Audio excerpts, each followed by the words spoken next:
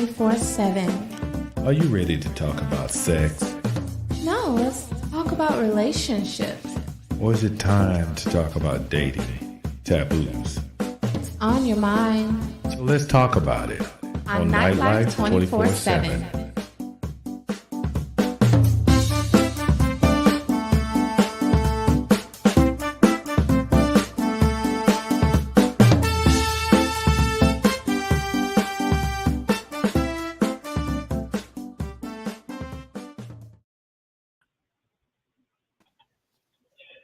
Hello, everyone. Welcome.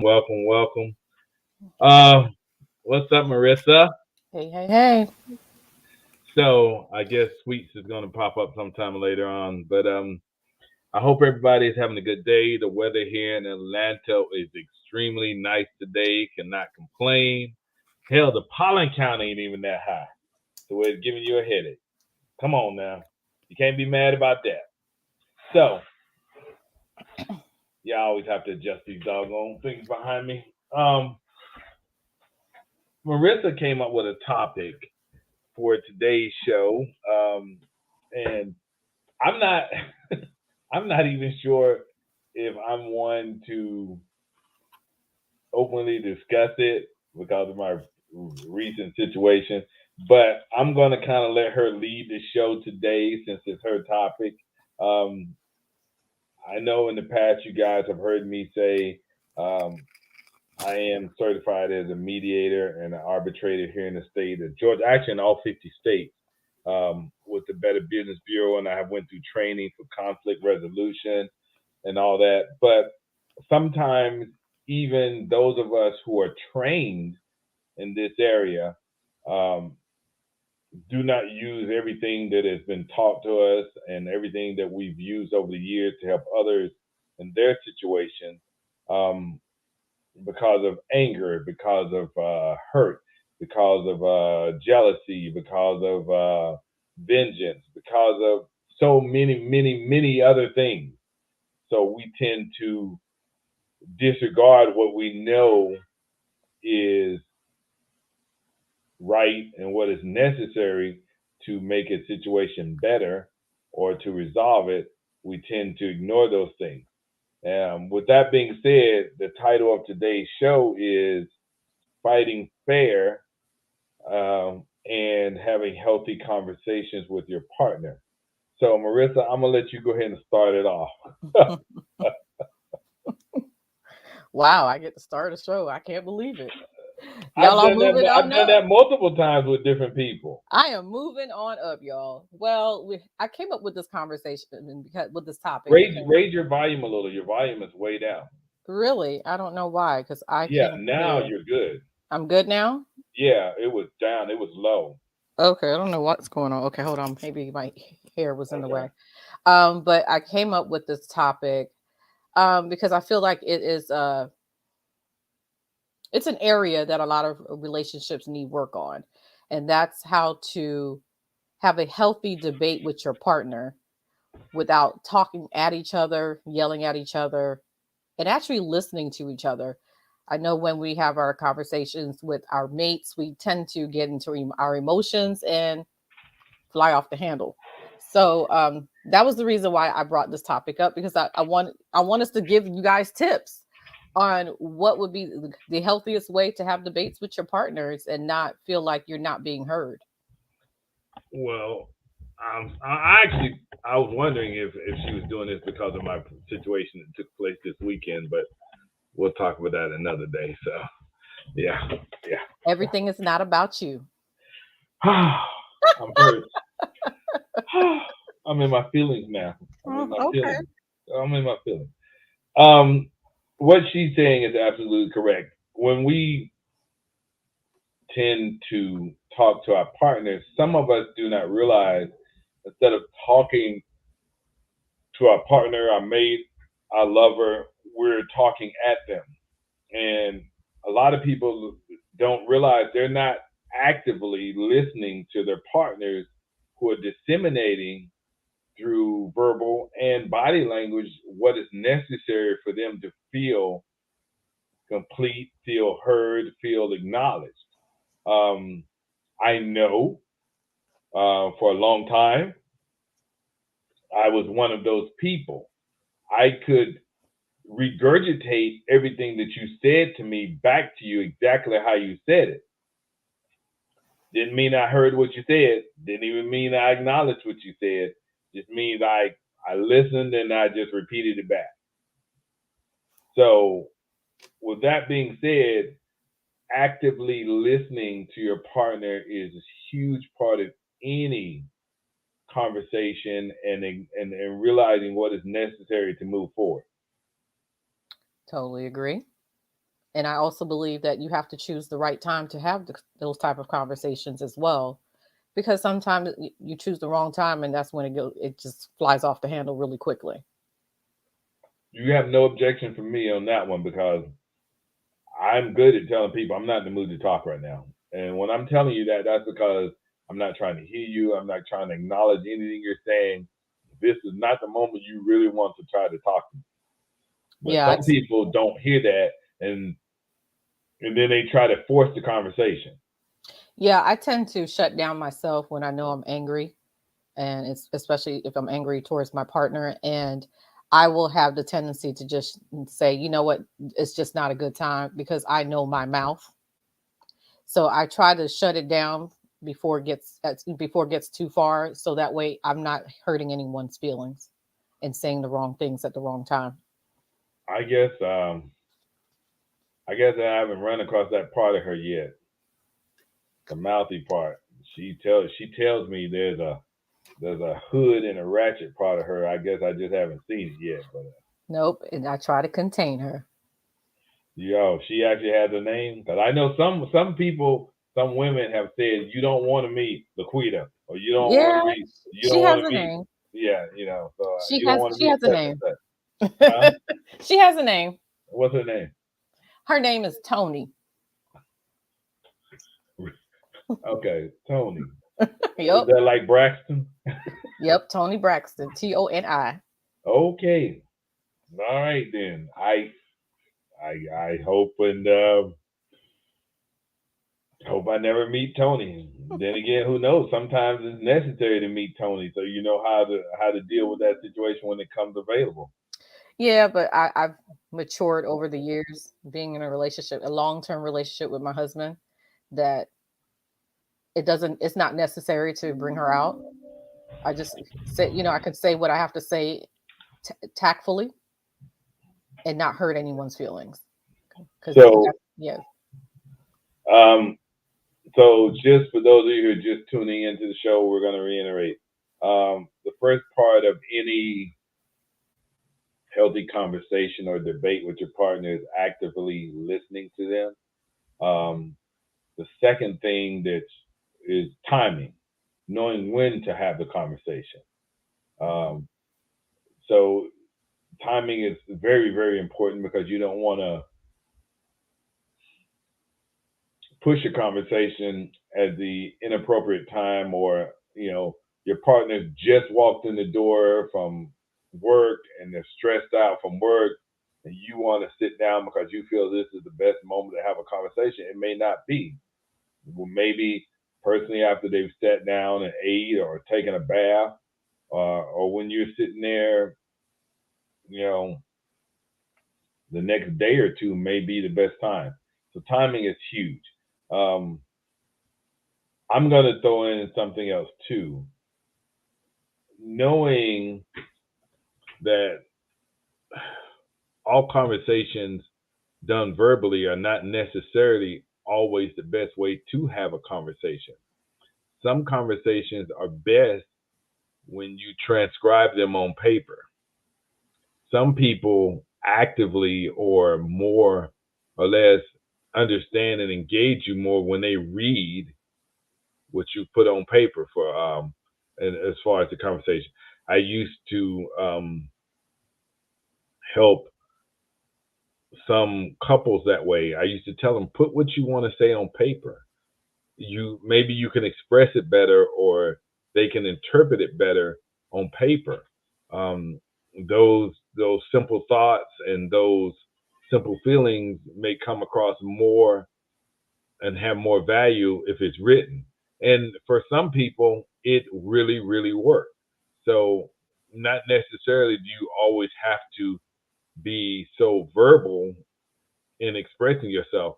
Some things can be expressed by written word, and some people are really good at writing how they feel. Now, when you say writing, are you saying pen to paper, or Yeah, are you saying texting? no, I'm actually saying pen to paper. Okay, because yeah, texting is not the right way to do it because Oh no, no, hell texting no. it really doesn't go well and people misconstrue the conversation. No, and if anyone truly knows me, I am not a huge fan of texting. I find it to be very impersonal when it comes to conversation. Um, if I'm texting you, we're having a conversation, and the first 5 to 10 minutes you're engaging, then I text you, and then it takes you 30 to 40 minutes to answer me back. I never had your attention in the first place. Oh, I was such and such. Oh, was someone? Okay, then yeah, that doesn't work for me. That it just doesn't. I get it when you want to shoot someone directions. You want to let them know, hey, I need you to call me. Something happened, whatever. Uh, I'm at work right now. I'll get back to you later. But to have a full-on conversation by texting, which is the new millennial thing, yeah, I have broken up with many people by texting, not as far as texting them. I've let them know, hey, this ain't working for me. I'm out. But because of texting, we have broken up. One, autocorrect. Two, if that is the only way you're going to convey a conversation with me, yeah, I'm good. Don't even waste my time. I'm good. Yeah. I'm taking you out to dinner. We're at an event, doing whatever, and all you're doing is on your phone. Yeah, then you didn't really want to be here in the first place. But I You would really did. really like to have the younger generation chime in because that's their society. That's all they know is texting. They don't really have conversations anymore. So I know it works for them, but I'm wondering how does it work for them? Like what are we doing that's not working for us that they may be able to tell us? That would be something that I would like to learn.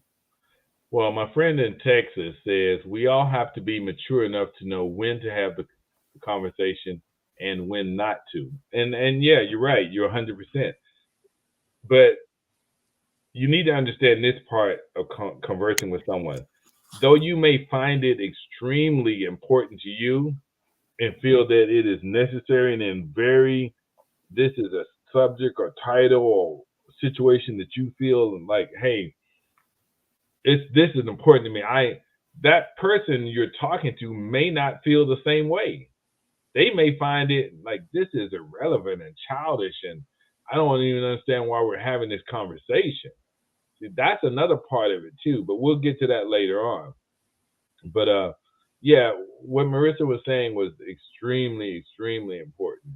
And some of you, I know a lot of y'all don't listen to the show or comment on the show.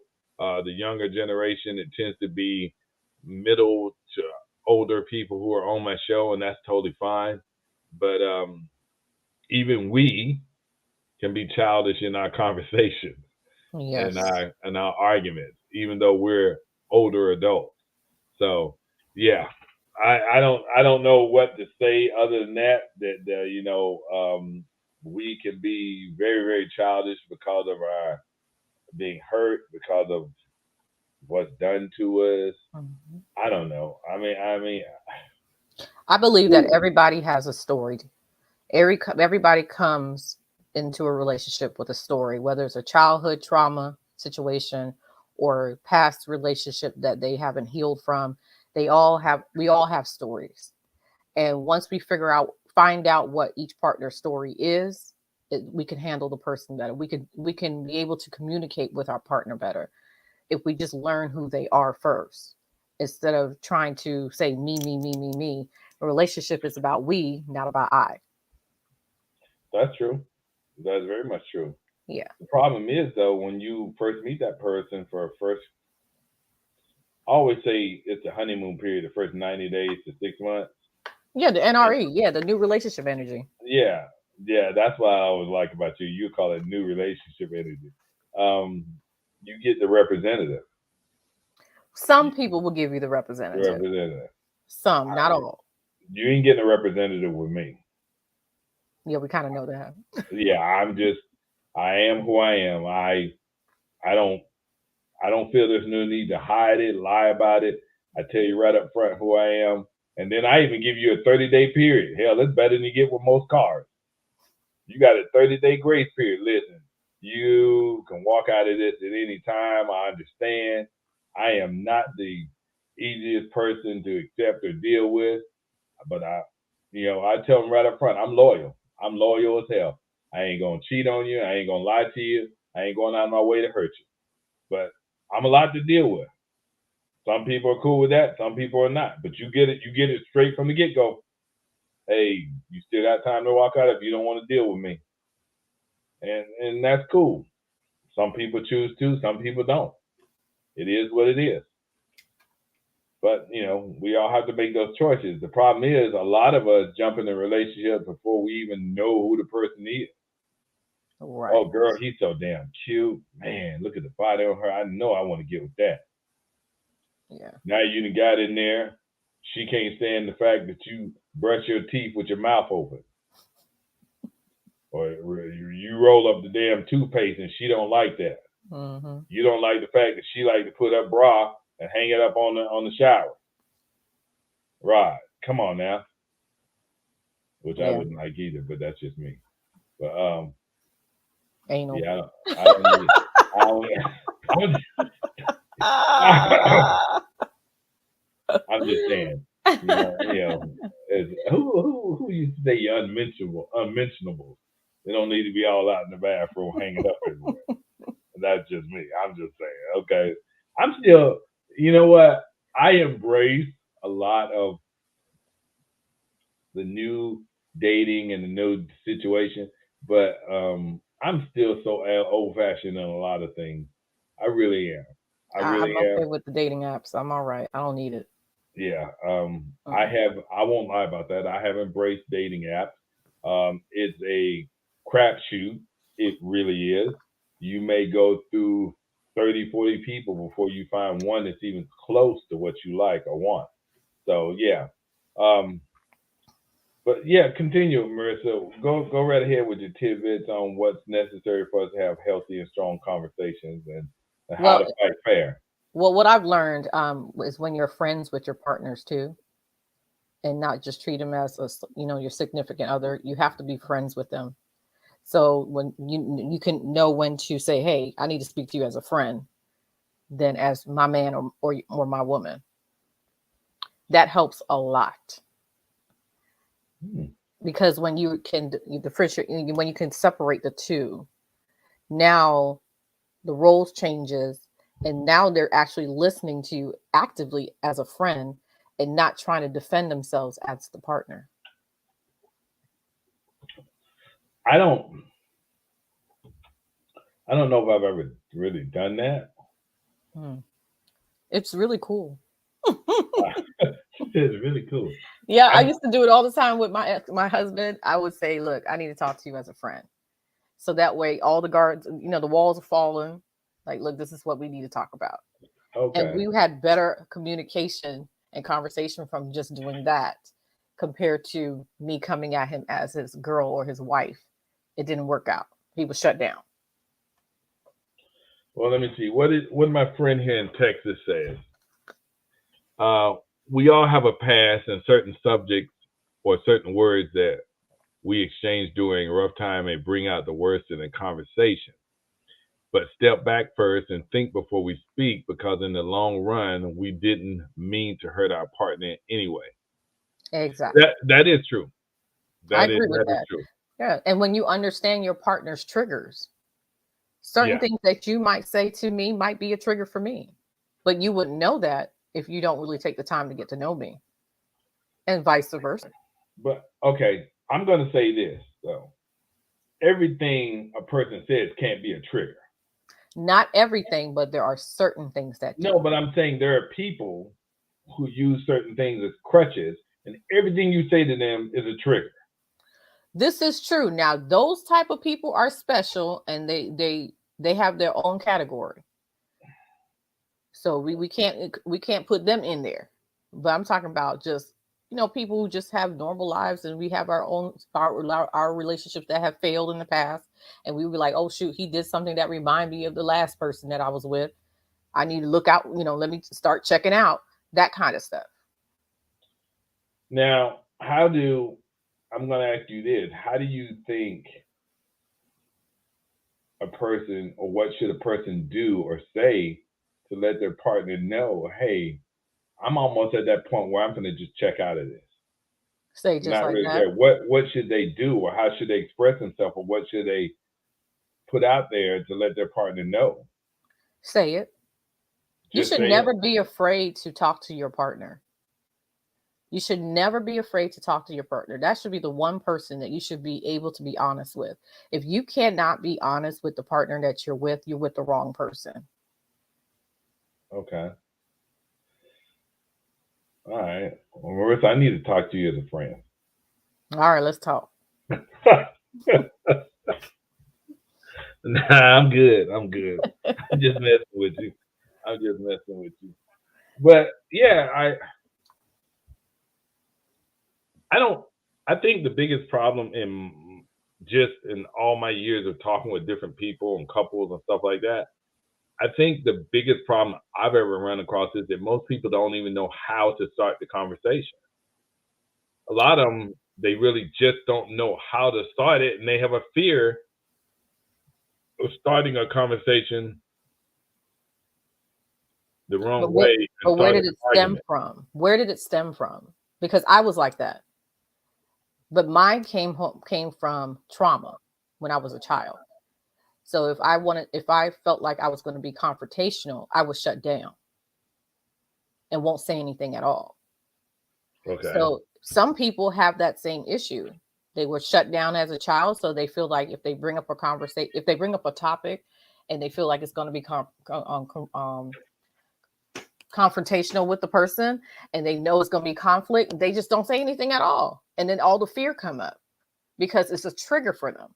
It reminds them of how they felt when they were a kid and got shut down. So you have to find out why they feel so uncomfortable to have a conversation. There's a lot of people who are uncomfortable with having uncomfortable conversations, period, because of situations like that. Yeah, I can see that. If you're not used to seeing that in an environment where you grew up, or an environment where you felt comfortable and safe, yeah, I definitely can see that. Yeah. My friend in Texas says, I agree. Never be afraid to say anything to your partner. Just be yourself. Don't be fake. Mm-hmm. Okay, I'm going to ask my friend in Texas this question. If you, I've known you now for a little while, and you had yourself a situation with someone that you really liked and enjoyed, but I even expressed to you that you needed to let that person that you wanted to be with know how you felt.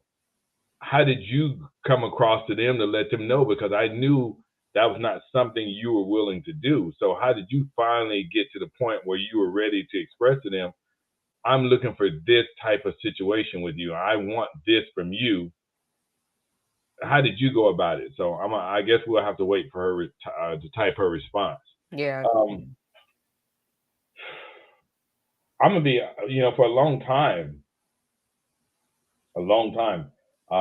I knew for a fact that when it came to confrontational conversations with my partner, I automatically shut down, because here it is. I felt that if I was doing all these things for you and taking care of you as your man and your partner, I didn't understand why there was confrontational. If I was doing my part as a man, why was there so much confrontation?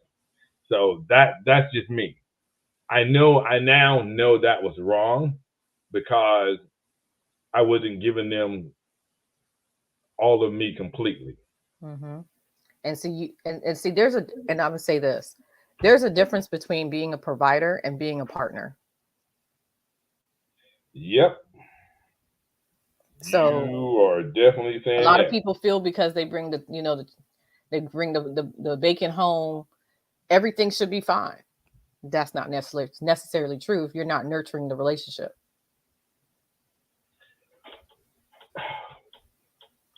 It's funny you said that because I guess in my old fashioned views, I felt and thought that way because, hey, we're eating, the bills are on, there's money in the bank. You know what I mean? Yeah, but you're taking care of the physical needs, but what about the emotional needs? Right. And I Yeah. guess that's what I'm saying. I felt that way, and it didn't hit me until later on, until I lost that person. That when they were expressing themselves, that I wasn't giving them all of me. I was only giving them part of me, and that part was the provider, not the partner. Mm-hmm. So it took me a while to come to terms with that. And now I'm okay with both sides of that. I really am okay with both sides of that. But what bothers me is when you have a partner and you're giving both sides of you in that aspect, and they only are giving you half of what they should. That's the problem where I tend to get a little upset. And then it's funny because you see what you were doing to someone else through them. Mm. Does that make But sense? I see what you're saying, but did you ever ask them that did they feel like you were giving them both sides? Or did they felt like something was still missing? They okay. I'm thinking one situation. So yes, they got only part of me, but in previous relationships they got all of me. But Okay. most recent relationship, they only got part of me, and that was due to other things. Mm-hmm. But you know what So those things technically were. you weren't giving both. In You the was beginning, I was. you were holding back. No, in the beginning, I was. But when I realized they weren't going to make the changes or compromise to make this work, then I stopped. So here's my question. Were you making any changes or compromise for them? I did. Do you feel like you did or they didn't feel like you did? I did. They felt like I did because even their outside forces, which I'll say they're friends, like, whoa, if he's doing this, yeah, he's doing all of this for you, and yeah. Okay. So, yeah, I was, but when I realized it was one sided, I was like, okay. And I've expressed to you that it's one sided, and you still don't want to make that initial, like, hey, well, I'm going to change, or I'm in the process of making that better for us, then I'm done. Yeah, I'm totally done. Okay. Because now I'm just giving, and you're taking and taking, and it's never going to be the same. Yeah, I agree with that. And you should never compromise your happiness for someone else's Right, happiness. right. No, that makes So sense. I'm still waiting on my response from my friend in Texas, but she hasn't responded. So what else? What else do you say is a healthy way to debate a topic or a situation that has arisen in a relationship? Because we've discussed actively listening. Right. We discussed the right timing. Mm-hmm. We've discussed being open to the conversation itself. So, what other thing would you think would benefit a healthy conversation or debate between partners?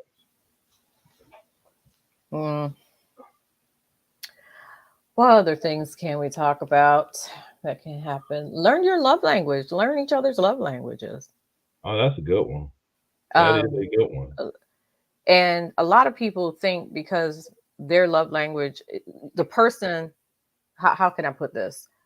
A lot, like, let's say, for instance, mine is words of affirmation. So a lot of people think because that's my love language, that's the same as for my partner. And that's not necessarily true. So mine's is words of affirmation. Yours may be quality time. So you have to know how to fill your partner's love tank so they can always feel like they're desired and wanted by their partner. And if you don't take the time to do that, yeah, you're going to lose them. Yeah. Now that one, I can honestly say you got me on, because I know a lot of people always say that now in conversations that come up. My love language is. So Mm-hmm. I have to, yeah. Mm-hmm. So let me see. My friend in Texas said, I did tell him I'm in love with you. And he says he doesn't want a relationship with anyone right now. He's too busy. He has a daughter, works a lot. So I see him whenever he's ready. I know we have special relationship, but not what I want from him. I just deal with it. Still date other men, but no one compares to him. I'm going to say this. You're my friend. I love you to death. But in that situation, you got a bunch of excuses and you're losing. Yeah, because I'm like, what do you benefit out of it but getting part You're of not his time? benefiting in any way possible in that No. relationship. If And he's you so need to have busy a to spend serious time with you, conversation with him. Yeah, I always say this: people make time for what they want. that's true. They make time for what they want. Like how he's so busy, he's making time to be busy. Right. Because I've seen people who lived across different states in different countries who have made time for each other. Exactly. So you're my friend. I love you. But that's a non-win situation, and you're never going to get what you want from that situation. He's the only one benefiting, and it's when he wants to benefit. So yeah, Mm-hmm. I'm sorry to say that. I am truly, truly sorry to say that. I remember in conflict resolution, they showed us a picture of two donkeys, and each donkey had a rope in their mouth, and they were going in different directions. And the guy said to me, "What do you make of this?" I remember in the class, he said, "What do you make of this picture? What do you think of it?"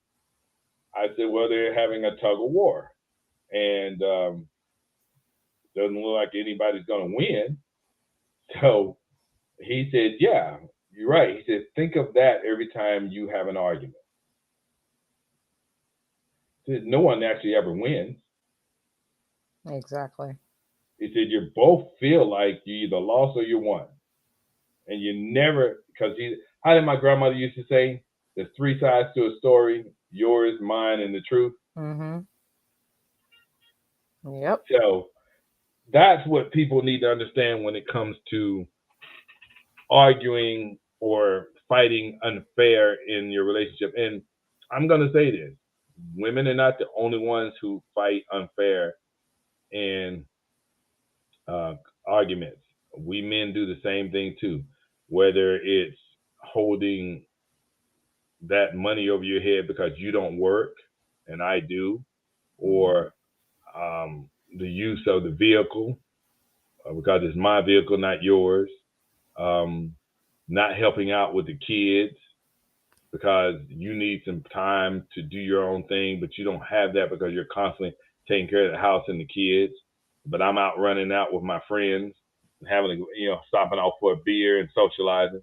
So it's not just, hey, my friend in Tennessee chimed in. Hello to you too. So learning how to have a conversation with someone is not necessarily always the woman fighting unfair, but men too. And I know for a fact, women, I'm going to say this, y'all, your biggest weapon. Okay, well, you don't want to do what I say. I ain't got to open my legs up for you. I ain't got to cook. Yeah. So so there are certain things that we men do and women do too. For my friend who's just chiming in, we're talking about how to have a healthy fight or conversation with your partner. One of those things we said was right up front, knowing when to have the conversation, actively listening to your partner. So those are two of the things. So I know you're just coming in and the show's going to be over in another 8 minutes, but I just wanted to kind of catch up. My friend in Texas says, I agree, Mac. We've talked about this before, but until I meet that special one, I'm sure I will continue this for year, whatever you call it. Well, I have to say something about that with your friend. If she continues to put her energy into that, that's just going to put a wedge into her finding the right person, because she's putting all her eggs in one basket with this one guy. And I know she says she's dating other men because she's like letting him do his thing, but it's like, okay, it's like you're blocking your blessings, basically. I'm not going to argue with you on that. I agree with you. If the best analogy I can give is this: if you're holding on to the sinking ship, how the hell can you get into the lifeboat? Exactly. You might as well stay in with the Titanic. Yeah, that's the best analogy I can give you. But again, that person is an adult and they make their own choices. Exactly. And that is what, I can't say it makes them happy, but that is what fulfilling them for the moment. Do you? Somewhere along the line, as my mother used to say, you can't tell anybody anything until they've had enough. And when they've had enough, they're done. Yeah. And I love my friend. I do. And she doesn't realize it. I really, really love her to death because she's such a giving person. Oh my God, she is such a freaking giving person. But in my personal opinion, I feel she is holding on to a sinking ship. And there are many, many lifeboats coming by, and she's just like, nah. I know we can get the water out of this boat. I know we can get the water back out of this boat. Yeah. But you know, I'm gonna be there no matter what. I'm still gonna be her friend. I will say this. Do not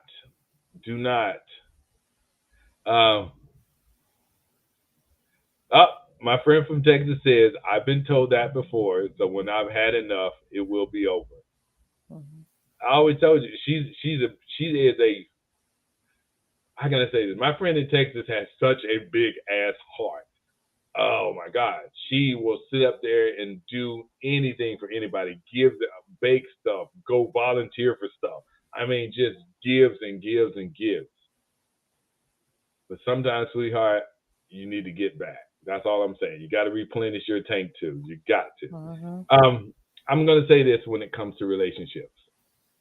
We men have a huge misunderstanding of the word intimacy and being intimate.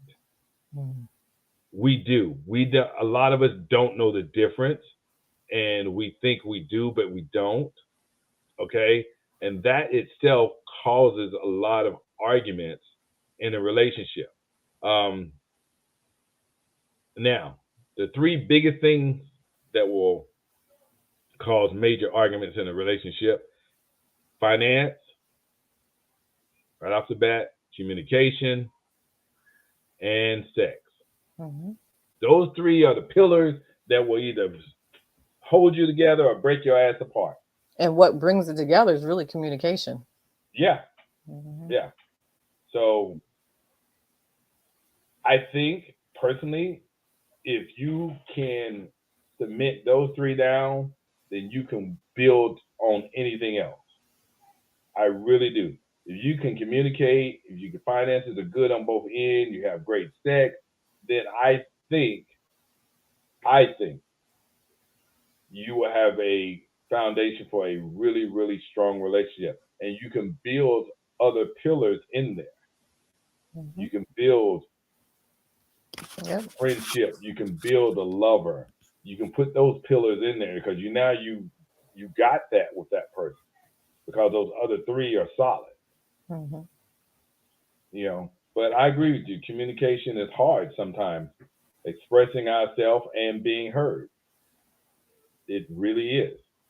Yeah. I don't know personally if everyone wants to fight fair. Mm. Maybe that's a problem too. Yeah. My goal is to hurt them because I feel hurt. Mhm. You know what I mean? Or I'm going to hurt them before they hurt me. Boom, yeah. See, there you go. Hmm. There you go. Yeah. So And that, a lot of people Well- forget that we are still children that are adults now. We all have inner child in us that we still dealing with some stuff that keeps coming up in multiple relationships. So if you can heal the inner child within first, and then it comes out so much better. It really does. But I'm going to say this as a widow, fighting with your spouse is going to be irrelevant when you lose them. So take the time to love on your mate instead of fight with your mate. yeah, I agree with you on that one. Because you even in the aspect of not losing as you lost, just in the fact that you are now not together, It's not worth it. it's not worth it. Now, we're not saying stay with someone who's doing you wrong or just using you. No, I won't say that. No, that's not what we're saying. Please don't take that. Now, if you're in a as what we're toxic saying. environment, Yeah. you need to be a runner and a track star. If y'all know the song, she's a runner, she's a track star. Run. That's what I'm saying. Yeah. But Yeah. no, We're not saying that. We're talking about in that relationship that holds value and is good for you. And every now and then you have a blow up, and sometimes they're just the dumbest little blow up. Mhm. But yes, my friend in Texas, I think you're the best also. She said, thanks, Mac, you're the best. Hey guys, I love the fact that you guys come and check out our show. And I'm going to say this, we don't have a biggest audience as we used to. And that's fine. People are going back to work. Some have went back to work in different arenas as far as working from home, stuff like that. And a lot of people don't comment like they used to, and that's fine too. Some people are just a lot more quiet than they are. But I appreciate y'all, and I thank y'all so much. Today's show, I hope that it helped you. Neither I nor Marissa are counselors or therapists or psychotherapists. We're just talking to you from our own personal experiences, and we pray and hope that what we said helps you in some kind of way, or even gives you an idea on how to move forward in your relationship. With that being said, I'm going to say this as I always do. You were put on this earth to help someone. And if you can't do anything to help them, all I'm asking from you, I swear to God, all I'm asking from you is don't do anything to harm them. We can't help everybody, and some people don't want to be helped. So with that being said, we're going to say good night, and we wish y'all the best, and we'll talk to you next week. Bye. See ya.